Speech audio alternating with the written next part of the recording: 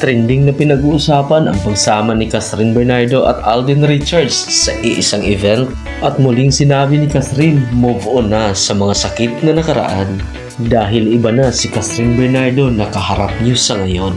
To move on from everything that happened in the past.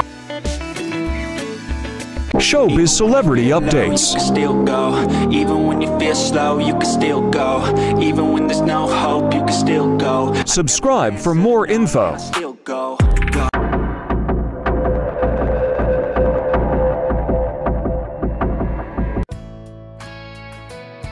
Bagong nagpakilig at kilig at mga katanungan dahil sa pagsasama at laging nakikita ang pagsama ni Alden Richards at Cathryn Bernardo. Hindi maiwasan sa mga katanungan, ano nga ba ang estado sa buhay nila Alden Richards at Cathryn Bernardo? Nasa relasyon na nga ba ang dalawa? Maraming mga predictions at speculations na sila na nga ba ang dalawa ni Alden Richards at Cathryn Bernardo. Pero gaya ng management ni Cath, wala namang diretsahang sinasabi. Ganon din man si Cath at Alden. Kung meron man, binata naman si Alden at dalaga din si Cathryn. Lalo na sa isang event kung saan binahagi ni Cathryn na iba na siya ngayon, isang matapang na Cathryn Bernardo. At nakalimutan niya na ang mga sakit na nakaraan dahil move on na ang sa ngayon. Sabi nga ng iba, kung dati kung saang events na meron si Cath, andyan agad si Daniel. Nasa tagiliran man or sa harap, laging nakaantabay kay Cathryn Bernardo.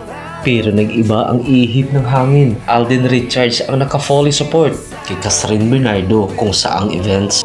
Bukod sa inaabangan ang part 2 ng Hello Love Goodbye, Alden Richards hindi mawala sa mga events ni Cathryn Bernardo. Sa isang event ng Pepsi, si Cathryn Bernardo ang longest endorsers ng company ng Pepsi. Isa lamang ang Pepsi sa mga nagkakalakihang mga businesses na kinabibilangan sa pag-endorse ni Cathryn Bernardo.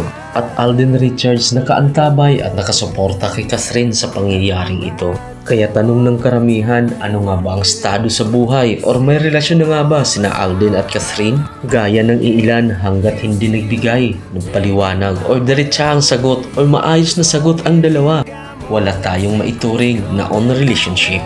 Kaya naman ang ibang narinig natin na may relasyon na si Alden at Cathryn hanggang wala tayong nadinig na mismo galing sa kanila. Yan ay isang speculations lamang or isang predictions, kumbaga pananaw ng karamihan. Sa karamihan at sa publiko na walang pagdududa, sinabi ni Cathryn, move on siya from the past. To move on from everything that happened in the past. It's time to be stronger, bolder, better Brown. We all know we can be. Thanks for tuning in. See you for more updates.